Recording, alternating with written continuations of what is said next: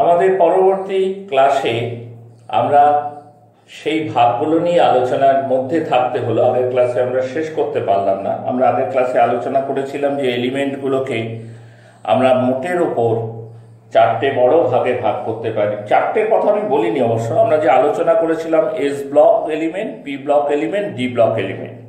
আজকে গোড়াতেই বলছি এই তিনটে ব্লক ছাড়াও আর একটা ব্লকেও আমরা এলিমেন্টগুলোকে ভাগ করতে পারি, সেটা হচ্ছে F block element. F block এলিমেন্টকে ইনার ট্রানজিশন এলিমেন্ট বলে, বা ইংরেজিতে বলে অভ্যন্তরীণ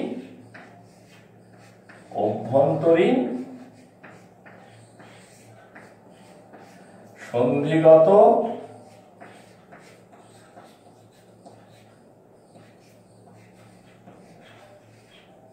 মৌল। অভ্যন্তরীণ সন্ধিগত মৌল। আমরা এফ ব্লক এলিমেন্ট নিয়ে আলোচনায় আসবো, তার আগে একটা কথা বলে দিই। আমরা আগের ক্লাসের শেষে ডি ব্লক মৌল এবং ট্রানজিশন মৌল নিয়ে আলোচনা করছিলাম, এবং আলোচনার শেষে আমরা এই সিদ্ধান্তে উপনীত হলাম যে ট্রানজিশন এলিমেন্টরা প্রত্যেকেই তোমার ডি ব্লক এলিমেন্ট, কিন্তু সমস্ত D block element transition element নাও হতে পারে যদি আমি স্ট্রিক্টলি ডেফিনেশনটা ফলো করি। কিন্তু যারা এইরকম, যারা কিনা ডি ব্লক এলিমেন্ট অথচ ট্রানজিশন এলিমেন্ট নয়, তেমন এলিমেন্ট যেমন কিনা জিঙ্ক, যেমন কিনা ক্যাডমিয়াম, যেমন কিনা মার্কারি, এদেরকে ইদানিংকালে আমরা এক্সটেন্ডেড ট্রানজিশন এলিমেন্ট ফ্যামিলির অন্তর্গত ধরে নিই। কারণ যদিও এরা ডেফিনেশন অনুসারে ঠিক ট্রানজিশন এলিমেন্টের মধ্যে আসে না, কিন্তু এদের প্রপার্টিগুলো ট্রানজিশন এলিমেন্টের যে প্রপার্টি তার সাথে মিলে যায় বা কাছাকাছি হয়, সেই জন্য এদেরকে বৃহত্তর সন্ধিগত মৌল পরিবারের মধ্যেই ধরা হয়, এক্সটেন্ডেড ট্রানজিশন এলিমেন্টস ফ্যামিলির মধ্যে। একটা কথা সেই ক্লাসে বলে আসতে আমি ভুলে গেছি, সেটা হচ্ছে যে পিরিয়ডিক টেবিলের 3 নম্বর গ্রুপ থেকে 12 নম্বর গ্রুপের যারা এলিমেন্ট তারা কিন্তু ডি ব্লক এলিমেন্ট বা ট্রানজিশন এলিমেন্টের মধ্যে পড়ে। পিরিয়ডিক টেবিলের কোন গ্রুপ? 3 নম্বর গ্রুপ থেকে 12 নম্বর গ্রুপের এলিমেন্ট যারা আছে তারা প্রত্যেকেই এই ডি ব্লক এলিমেন্ট, এবং ডি ব্লক এলিমেন্টের সূত্রে তারা অনেকেই বা সকলেই ট্রানজিশন এলিমেন্টের মধ্যে পড়ে। এবং এরা মেটাল, ধাতু। তোমরা জানো আমাদের যে মৌল আছে সেই সব মৌলগুলোর মধ্যে ধাতব মৌলের সংখ্যাই কিন্তু বেশি অধাতব মৌলের চাইতে। তাই যে ট্রানজিশন এলিমেন্ট ধরো শুরু হয় 4 নম্বর পিরিয়ড, 5 নম্বর পিরিয়ড, 6 নম্বর, 7 নম্বর, 3 নম্বর গ্রুপ থেকে শুরু করে 12 পর্যন্ত, এরা সকলেই মেটাল। এইবার আসছে এফ ব্লক এলিমেন্ট বা অভ্যন্তরীণ সন্ধিগত মৌলের কথাতে।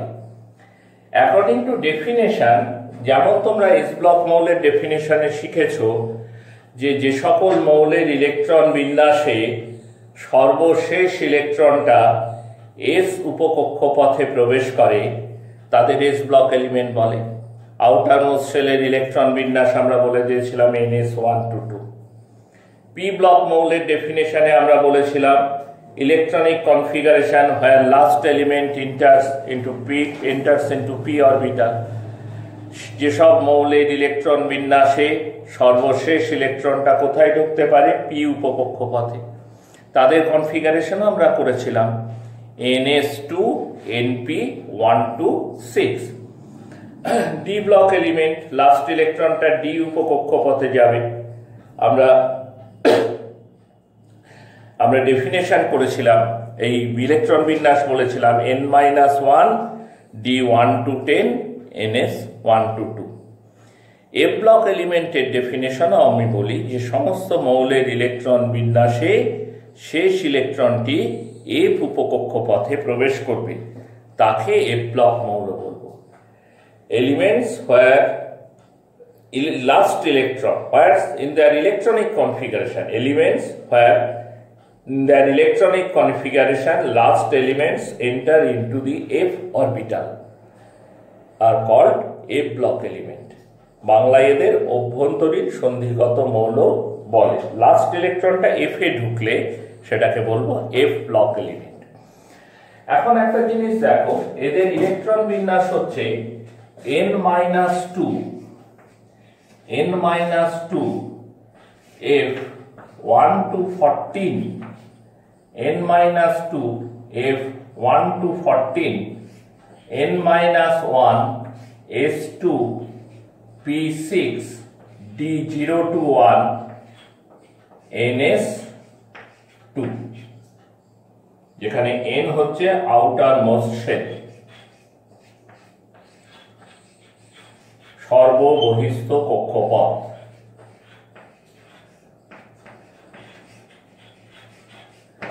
n is outermost shell, সর্ববহিস্থ কক্ষপথ।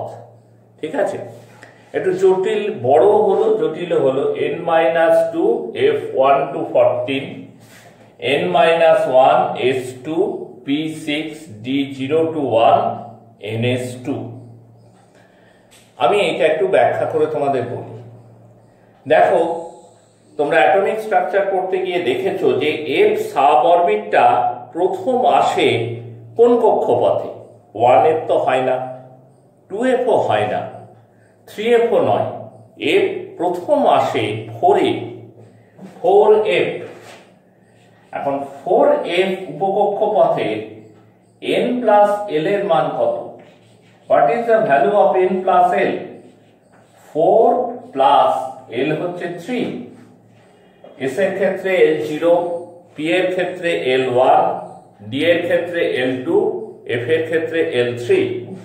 তাহলে 4 আর 3 এ 7, 4 আর 3 এ কত? 7। আচ্ছা বলো দেখি, 5s এর n প্লাস l এর মান কত? 5 প্লাস 0 5। 5p এর n প্লাস l এর মান কত? 5 প্লাস 1, তার মানে 6। 5d এর n প্লাস l এর মান কত? 5 প্লাস 2, তার মানে 7। 6s এর n প্লাস l এর মান কত? 6 প্লাস 0, তার মানে 6। 6p এর n প্লাস l এর মান কত? 6 প্লাস 1, তার মানে 7। ঠিক আছে, তাহলে 4f ভর্তি হওয়ার আগে অবশ্যই 5s ভর্তি হবে, 5p ভর্তি হবে, 6s ভর্তি হবে। তাহলে লাস্ট ইলেকট্রনটা 4f এ ঢুকছে, এর মানেই হচ্ছে তার আগে 5s ভর্তি হয়েছে, 5p ভর্তি হয়েছে, 6s ভর্তি হয়েছে। তাহলে 4f এ ইলেকট্রন ঢোকা মানে আউটার মোস্ট শেল হয়ে যাবে 6 নম্বর শেল। 6 নম্বর শেলের কমে আউটার মোস্ট শেল হবেই না, কারণ 6s এ ইলেকট্রন ধরবে, আর 6s এ ইলেকট্রন ধরার আগে 5s এ ইলেকট্রন ধরবে, 5p তে ইলেকট্রন ধরবে, তারপর 6s ধরে তবে 4f এ আসবে। তাহলে আউটার মোস্ট শেলটা n এর ভ্যালু যদি 6 হয়, তাহলে n-1 কত হবে? 5, আর n-2 কত হবে? 4। তাহলে 6 নম্বর কক্ষপথটা 6 এর s ভর্তি হচ্ছে পুরোপুরি, কিন্তু মাথায় রাখতে হবে 6 এর s ভর্তি হওয়ার যখন হলো তখন কিন্তু 4f খালি, তখন 4f এ কোনো ইলেকট্রনই যায়নি। আর একটা জিনিস হচ্ছে 6 এর s তখনই ভর্তি হবে যখন তার আগে 5 এর s ভর্তি হবে, যখন 5 এর p ভর্তি হবে, 5 এর s 5 এর p ভর্তি হওয়ার পর 6 এর s ভর্তি হবে, আর 6 এর s ভর্তি হওয়ার পর তখন 4f এ ইলেকট্রন যাবে। 5d বা 6p তে যাবে না, কারণ তোমরা তো পড়েছো যদি n প্লাস l এর মান সমান হয়ে যায়, একাধিক ক্ষেত্রে যদি n প্লাস l এর মান সমান হয়ে যায়, তাহলে সেক্ষেত্রে যেখানে n এর মান কম হবে তার শক্তিকে কম ধরতে হবে। তো এখানে 5d 4f 5d 6p তিনটেরই n plus l এর মান সমান, তাহলে কোথায় আগে ইলেকট্রন যাবে? না যার এনার্জি কম। কি করে বুঝবো কার এনার্জি কম? সকলেরই তো n প্লাস l এর মান সমান, তখন আমরা বলবো n এর মান বিচার করো, দেখো যার n এর মান কম তার শক্তি কম হবে। তো 4f এর n এর মান কম, তাই সেখানে আগে ইলেকট্রন ভর্তি হবে। তাহলে ভর্তি হবে 5d তে, তারপর ভর্তি হবে 6p তে। তাহলে আউটার মোস্ট শেলটা যদি 6 নম্বর শেল হয়, ঠিক তার আগের শেলটা হবে 5 নম্বর শেল। সেখানে s2p6 অর্থাৎ s এ দুটো p ছেদে 6টা থাকবে, এবং তারপরে n-2 অর্থাৎ 4 নম্বর শেলের f উপকক্ষপথটা ইলেকট্রন দিয়ে ভর্তি হবে। তোমাদের মনে এই প্রশ্নটা জাগতে পারে যে স্যার তাহলে এখানে ডি তে তো ইলেকট্রন যাবে না, 5d তো ভর্তি হওয়ার কথা নয়। 4 এর পুরোপুরি ভর্তি হলে তবেই ইলেকট্রন 5d তে আসার কথা। তাহলে 5d 0 to 1, 0টা তো মেনে নিলাম, সে তো 0 হতেই পারে, কিন্তু 1টা নিয়ে এলেন কোথা থেকে? এই প্রশ্ন তোমাদের মনে হতেই পারে। খুব সঠিক প্রশ্ন। আসলে পরে কি জানো, যে 1 জিনিসটা আসছে তার কোনো সেই অর্থে ব্যাখ্যা আমাদের কাছে জানা নাই। বুঝতে পেরেছ? এইগুলো ইলেকট্রন বিন্যাসের আমাদের একটা অজানা অচেনা জায়গা, যে কেন 5d তে যথাযথ খুব একটা এক্সপ্লেনও করা যায় না, যে 5d তে কি করে মাঝে মাঝে একটা করে ইলেকট্রন ঢুকে পড়ে। হ্যাঁ, তো এই মৌল কারা? এই মৌল হচ্ছে ল্যান্থানাম পরবর্তী। ল্যান্থানামের অ্যাটমিক নাম্বার কত তোমরা জানো? 57। তা ল্যান্থানাম পরবর্তী যে 18টা মৌল, সরি 14টা মৌল, ল্যান্থানাম পরবর্তী যে 14টা মৌল সিরিয়াম থেকে লুটেশিয়াম পর্যন্ত, এদেরকে ল্যান্থানাইডস মৌল বলে বা এফ ব্লক এলিমেন্ট বলে।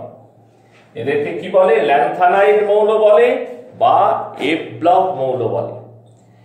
এদের নিয়ে একটা ডিসপিউট আছে পিরিয়ডিক টেবিলে। এরা সকলেই 6 নম্বর পর্যায়ে 3 নম্বর শ্রেণীতে অবস্থান করে। কোথায় অবস্থান করে? 6 নম্বর পর্যায়ে 3 নম্বর শ্রেণীতে। মেন্ডেলিফের পিরিয়ডিক টেবিলেও তাই থাকতো, এবং বর্তমান বোরের যে লং ফর্ম পিরিয়ডিক টেবিল সেখানেও একই রকম থাকে। এদের জন্য কোনো আলাদা জায়গার বন্দোবস্ত করা যায়নি। এটা একটা সমস্যা হিসাবে পিরিয়ডিক টেবিলে থেকে গেছে। এর তলাতে একদল এলিমেন্ট এইরকমই আছে। এখানে যেমন 4fটা ধাপে ধাপে ভর্তি হয়, সিরিয়াম 58, সিরিয়াম 18 করে রাখা আছে, দেখো সিরিয়াম 58, সিরিয়াম 58 থেকে লুটেশিয়াম 71। তা 14টা যে ইলেকট্রন ঢুকলো, 58 থেকে কর্বনে যাও, 58, 59, 60, 61 করে 14টা ইলেকট্রন পাবে, মাঝখানে 14টা মৌল পাবে। এই 14টা মৌল ধাপে ধাপে সব f অরবিটাল গুলো f1, f2, f3, f4, f5, f6, f7, f8 এরকম করে ভর্তি হয়েছে। ঠিক এর তলায়, ল্যান্থানাইডের তলায়ও এরকম 14টা মৌলকে আইসোলেট করা যায়। তাদেরকে আমরা অ্যাক্টিনয়েডস এলিমেন্ট বলে থাকি। তাদেরকে কি বলে থাকি? অ্যাক্টিনয়েড এলিমেন্ট বলে থাকি। এদের উভয়কেই আমরা এফ ব্লক মৌল বলি বা অভ্যন্তরীণ সন্ধিগত মৌল বলি। এরা তো একটা পিরিয়ডের একটা গ্রুপে থাকে, তাই বিস্তারিত অংশ ধরে এদের বলা হয় না। 6 নম্বর পর্যায়ে 3 নম্বর গ্রুপে বা 7 নম্বর পর্যায়ে 3 নম্বর গ্রুপে। এদের প্রপার্টি অনেকখানি তোমার সন্ধিগত মৌলের ধর্মের সাথে বা ডি ব্লক এলিমেন্টের ধর্মের সঙ্গে মেলে। ঠিক আছে, তা আজকে এই পর্যন্তই থাক। এর পরের ক্লাসে আমরা মৌলের ধর্মের যে পিরিয়ডিসিটি, সেই পিরিয়ডিসিটিটা নিয়ে আলোচনা করব। আজ এই পর্যন্তই।